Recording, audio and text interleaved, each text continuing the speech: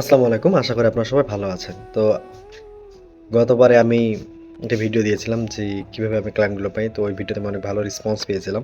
তো আজকে আমাকে একজন যে কমেন্ট করেছে, তো সেটা হচ্ছে যে আমি ফ্রিল্যান্সিং শিখতে চাই। বাট এটা নিয়ে I have no idea। মানে সে ফ্রিল্যান্সিং শিখতে চায় কিন্তু এটা নিয়ে কোনো আইডিয়া নেই। এখন কথা হচ্ছে আপনি যদি ফ্রিল্যান্সিং শিখতে চান, তো সবার প্রথম আপনার অবশ্যই একটি কম্পিউটার অথবা ল্যাপটপ লাগবে। আর যদি বলে মোবাইল দিয়ে সম্ভব কিনা, মোবাইল দিয়ে সম্ভব না।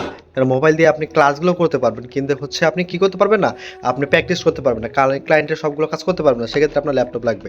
তারপর হচ্ছে আপনার একটা কোর্স এনরোল করতে হবে, এক জায়গায় পেড কোর্স করতে হবে যেন আপনাকে হাতে কলমে একজন মেন্টর শেখায়, সেটা শিখতে হবে। এখন হচ্ছে আপনি এখানে আরেকটা প্রশ্ন আসে যে আমি যে কোর্স করবো কোন কোর্সটা আমার জন্য ভালো, আমি তো একবারই বিগিনার, আমি তো কম্পিউটারে কিছুই জানি না, তাহলে আমার জন্য কোনটা বেটার হবে? তো যদি আপনি বিগিনার একবার হয়ে থাকেন তাহলে আমি আপনাকে বলবো আপনি ডিজিটাল মার্কেটিংটা শিখেন।